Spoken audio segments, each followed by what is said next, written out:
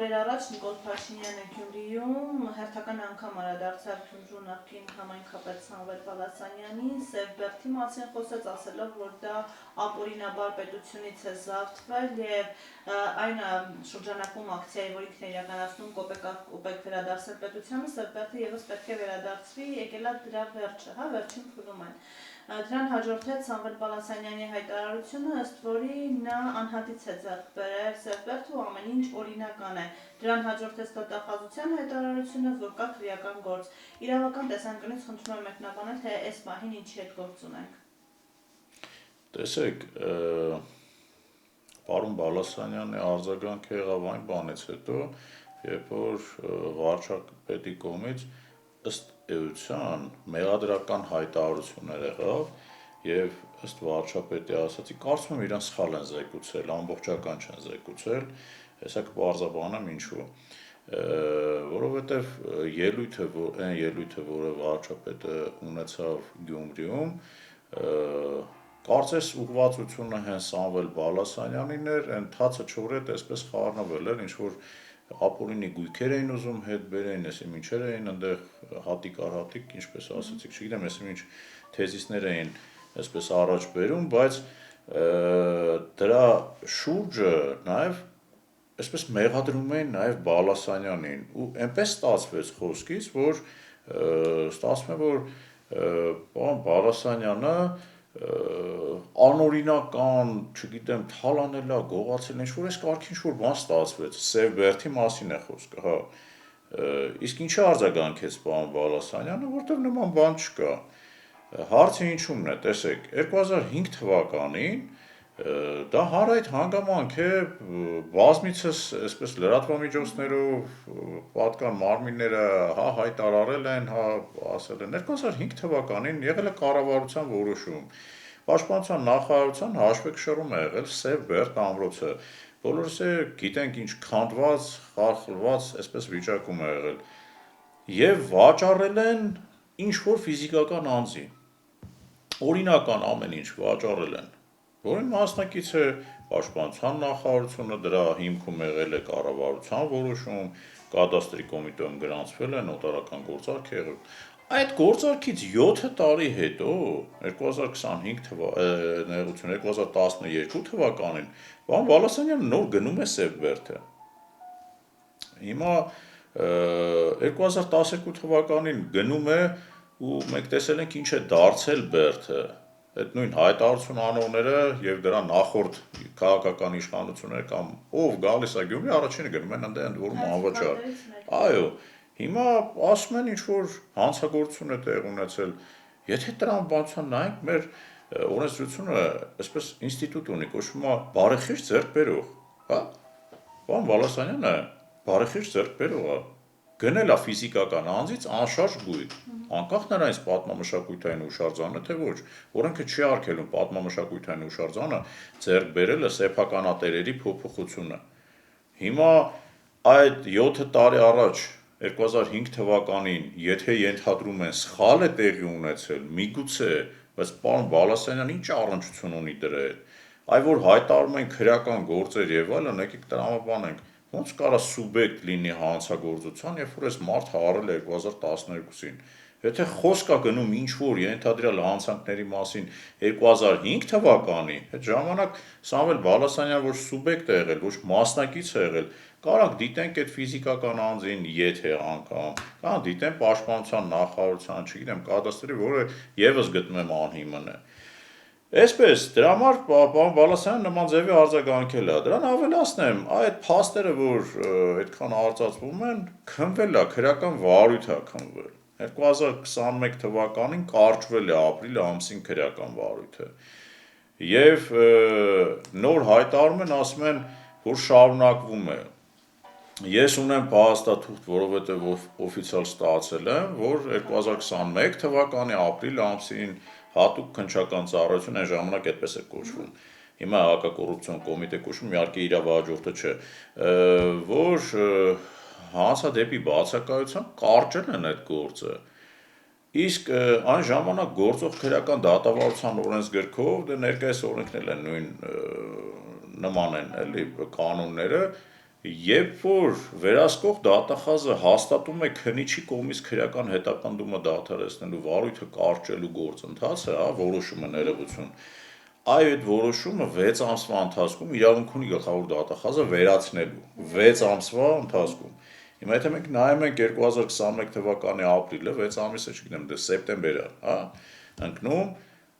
եթե վերացրել են, որից մենք տեղյակ չենք, որովհետև եթե նման գործողություն է կատարվում, պարոն Բալասանյանը ամեն դեպքում շահագրգիռ անձ է, ես ոչ թե գտնում եմ այդպես է պարտավոր են տեղեկացնել, որոշում ուղարկել, չգիտեմ, որ ինչ-որ գործողություն է, ի վերջո բարեխիղճ ձեռք բերող է, բայց եթե իրեն սեփականության իրավունքով պատկանող գույքի վերաբերյալ ինչ-որ գործընթաց է սկսվել, պարտավոր են տեղեկացնել, այո, որը մենք չենք ստացել, անհասկանալի է։ Փաստաբանական թիմը, որ Սամվել Պալասանյանը Բացարձակ նման բան չենք ստացել, այո։ Հիմա եթե 6 ամիսը բաց են թողել, դա կոչվում է բաց թողնել, ուրեմն այդ քննիչի որոշումը, վարույթային այդ ակտը, ստացել է օրինական ուժ և դարձել է անբողոքարկելի։ Հիմա թե եթե անբողոքարկելի որոշումը ինչ հիմքով են փորձել վերացնել կամ վերացրել են, թե ոչ, ես չգիտեմ, անկեղծ, մինչև ես չստանամ որոշումը, չեմ կարող ասեմ ու մտքի թռիչքը ուր է ասել, բայց եթե նման բան եղած լինի, կարծում եմ մենք նոր իրավաբանության մասին արդեն խոսենք, չգիտեմ, ոնց կարելի է, էլի, մի քանի տարի անցնի ու այսպես վերացնեն, նոր իրավաբանության չէ, այստեղ կարելի է նոր տերմին կիրառել, նոր քաղաքական իրավաբանության մասին։ Այդպես, հետևաբար հայտարարությունները, որ այսպես փորձեցին ցեխ նետել պարոն Բալասանյանի և իր ընտանիքի նկատմամբ, առաջին հերթին հիմնավոր չեն, որովհետև Սև Բերդը գնվել է օրինական եղանակով, բարեխիղճ ձեռք բերող է հանդիսանում պարոն Բալասանյանը, այլ կարծիք չի կարող լինել, այդ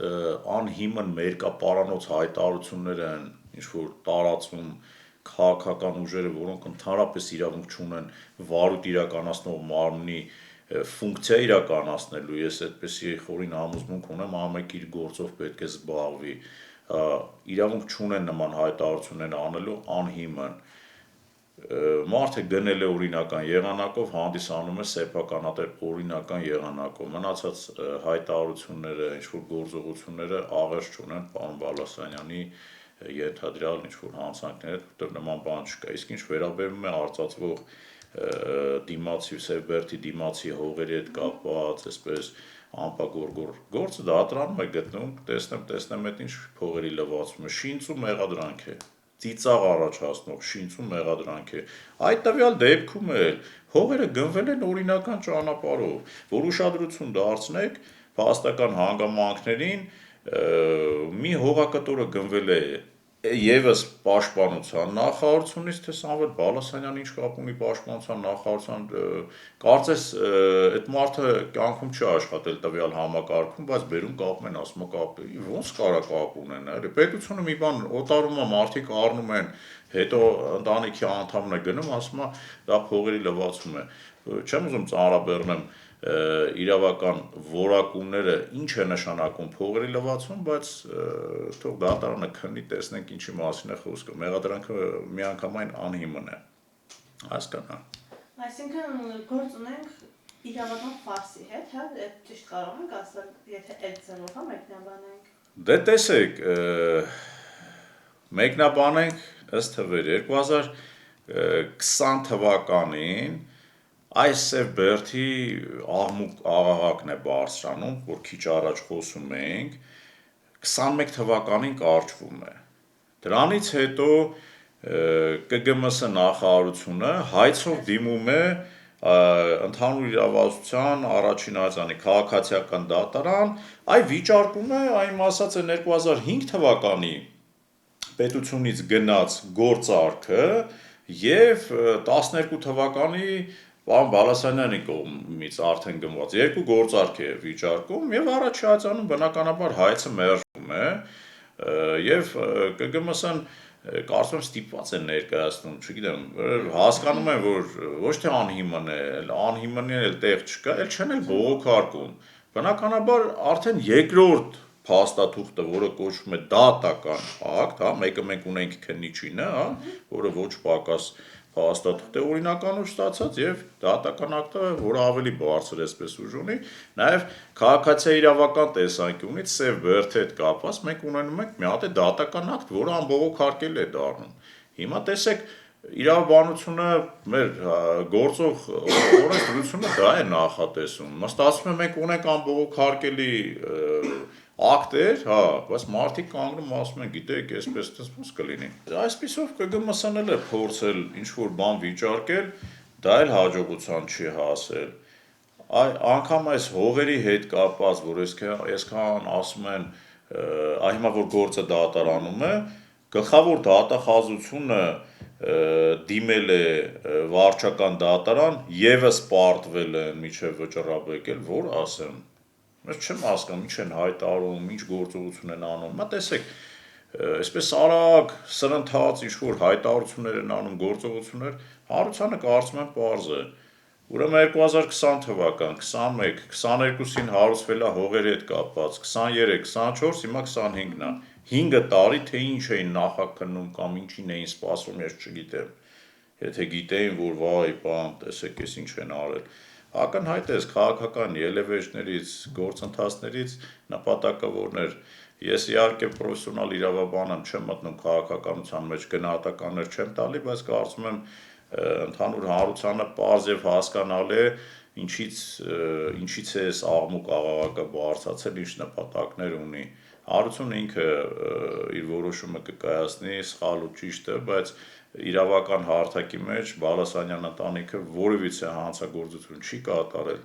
որևիցե հակաօրինական գործողություն չի արել, ինչ ձեռք է բերել օրինական եղանակով է ձեռք բերել, համապատասխան ֆինանսական միջոցները բնականաբար ունեն, որևիցե անօրինականության, փողերի լվացման կամ մեքենայնությունների մասին խոսք գնալ ուղղակի չի կարող։ Իսկ փաստաբանական թիմը հակապատասխան դատարան դիմել է ստանալու փաստաթղթեր, եթե իհարկե այդպիսիք կան, հասկանալու թե գործը ինչ քուլում է։ Դուք ասացիք, որ 2021 թվականին դեռևս ապրիլ ամսին դուք ունեցել եք որոշում, 6 ամսվա մեջ էլ այդ որոշումը չի չեղարկվել, հա, այսպես ասած։ Հիմա դուք որևէ քայլ արել եք իրավական գործընթացը հասկանալու թե ինչ քուլում է։ Տեսեք, մենք վարույթ իրականացնող մարմնից որևիցե պաշտոնական փաստաթուղթ չենք ստացել եւ երբ որ ստանանք միանշանակ կարձագանքենք այս պայդրությամբ մենք ունենք փաստաթղթեր, որոնք անբողոքարկելի են մեր տեսանկյունից ունենք ստացել ենք օֆիցիալ եթե վարույթ իրականացնող մարմինը կլինի դա քննչական որևիցե ստորաբաժանում կլինի դա դատախազությունը գործողությունը նա բարի լինենք քրյա դատավարական կարգում այս տեղեկացնել Այս պայդրությամբ ավել մենք գործողություն անելը անիմաստ են գտնում եւ եթե որևիցե անձանց հայտարարությունների հետևից գնանք ուղղակի մերկապարանոց հայտարարությունների հետևից մեր ժամանակ ուղղակի չի երիքի